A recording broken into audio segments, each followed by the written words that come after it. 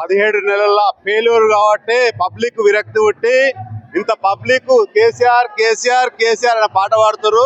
ఎందుకంటే 17 నెలల నుంచి చూస్తున్నాము, ప్రతి దాంట్లో ఫెయిల్యూరే.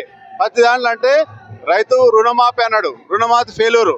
కళ్యాణ లక్ష్మి అది ఫెయిల్యూరు. రైతు బంధు అది ఫెయిల్యూరు.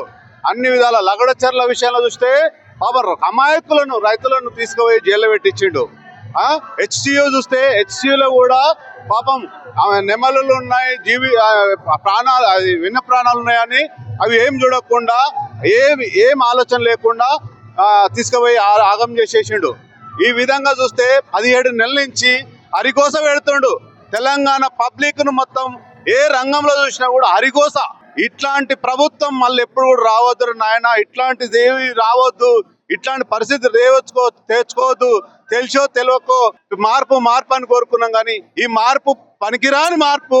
పేర్లు ఏది టీఎస్ ను టీజీ అని పెట్టి ఏది వేరే పేర్లని మారుస్తుంది తప్ప పబ్లిక్ ను సొమ్మును వృధా చేస్తుంది తప్ప ఒక్క కొత్త పని లేదు, ఒక కొత్త ప్రాజెక్ట్ లేదు, ఏది లేదు. ఆ అడ్డగోలుగా అప్పులు చేసి ఆగం చేస్తుండ్రు రాష్ట్రాన్ని. పబ్లిక్ చూస్తే ప్రతి రంగంలో చూస్తే బిల్డర్స్ కావచ్చు, ఏ రంగంలో చూసినా కూడా ఫెయిల్యూర్ గానే ఉన్నారు. ప్రతి ఒక్కరు కూడా నిరుత్సాహంగా ఉన్నారు. ఇట్లాంటి ప్రభుత్వం తెచ్చుకొని కొరివి పెట్టుకున్నట్టు అయిపోయింది. ఈ కొరివి ప్రభుత్వం ఎప్పుడు పోతుంది రాని ప్రతి పబ్లిక్ గోస పడుతున్నారు, హరిగోస పడుతున్నారు. మామూలుగా విషయం కాదు. ఎప్పుడు దిగిపోతారా, ఈ మూసిరెడ్డి ఎప్పుడు పోతాడా?